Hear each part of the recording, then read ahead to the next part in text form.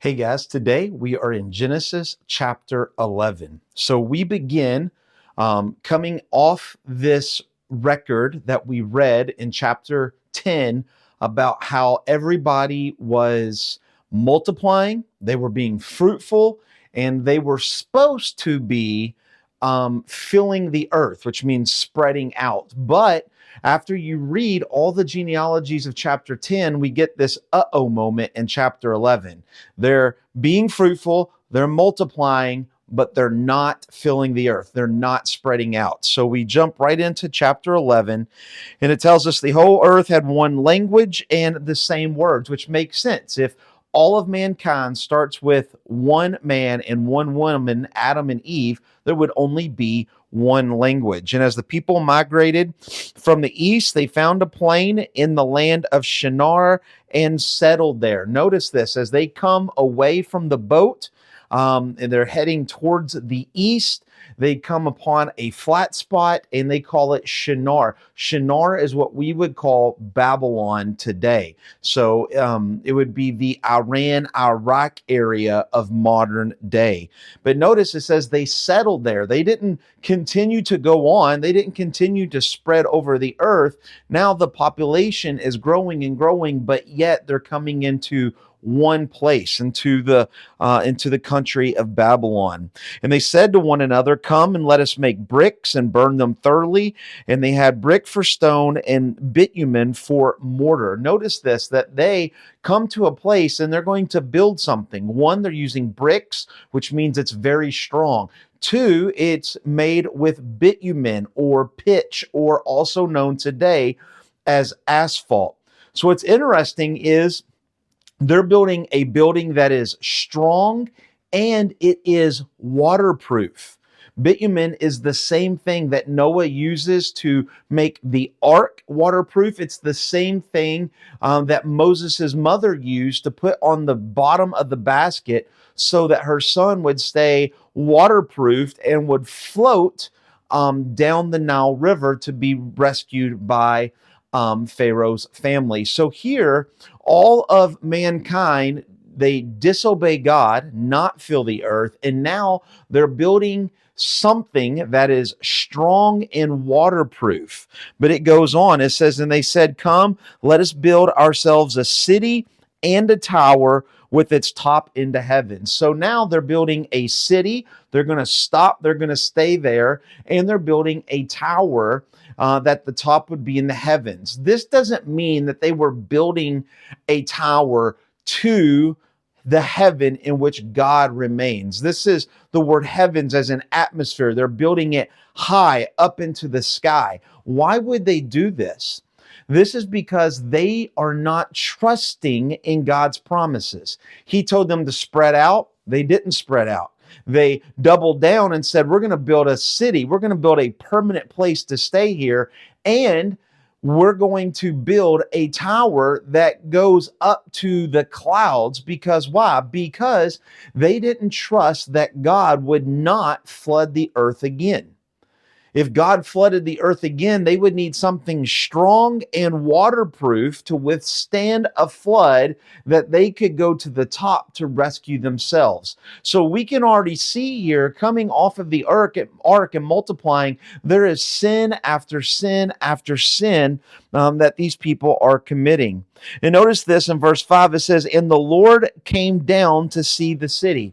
This is interesting because it tells us that God came down. It doesn't mean that the tower, remember, they wanted to build a tower that was tall, but yet God says he has to come down. He couldn't see it from where he was at. And what that is, that's Moses writing and saying what man built was so far away from what God was. They weren't doing what they were supposed to be doing. And here it says he came down. Also, this could mean that he took physical form. Maybe this is a theophany. This is Jesus, a pre-incarnate Jesus coming down. But we get this idea that God comes down to see the city and the tower, which the children of man had built. You see that line? Children of man.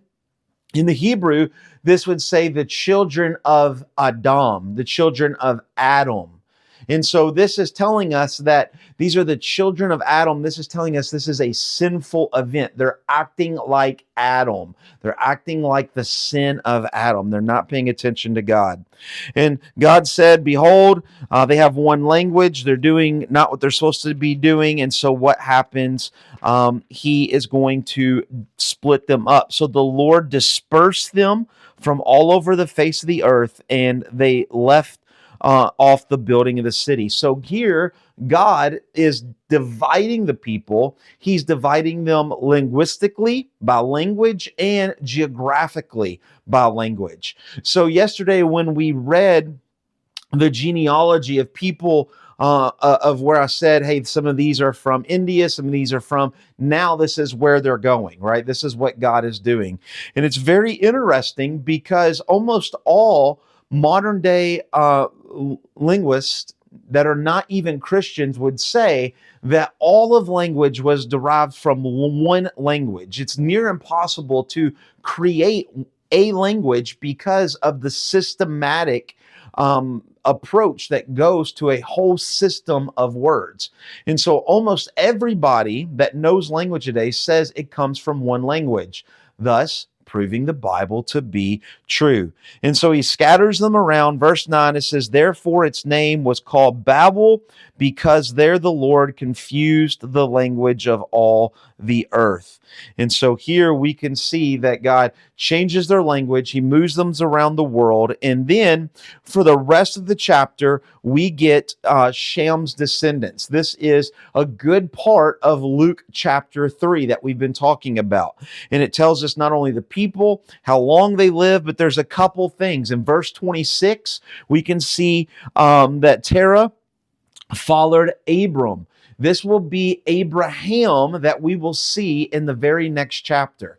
Abram, the promise in which God is going to tell him that the seed that he promised to Eve in Genesis 3 will come through Abram. And so we see Abram, we see his wife Sarah in verse 29, also in verse 31, and we see in verse 31 that he was Ur of the Chaldeans. Once again, Ur of the Chaldeans is known as Babylon in the Old Testament. So he is not the one that went and dispersed. He would have stayed there.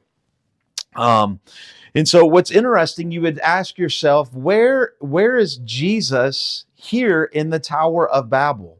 Well, really everywhere, right? So think about this. Man comes down in their sin.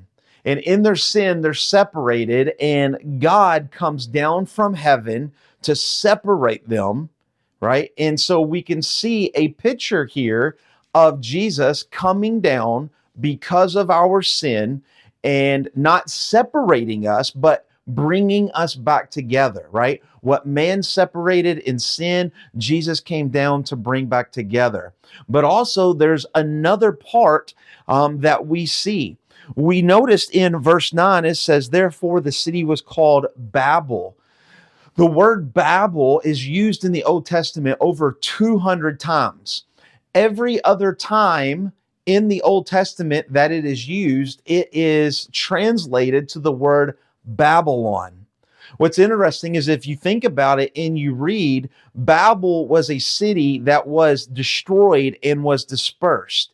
If you have read with us in 2023 in the New Testament, we see in Revelation over and over and over again how God will ultimately destroy Babylon, will destroy Babel, and have his will be done where he will be the king on the throne. So from the very beginning of Genesis, we see that God destroys Babel, and we see that ultimately fulfilled in the very last chapters of the book of Revelation, where God destroys Babylon and he throws Satan and the Antichrist into the lake of fire.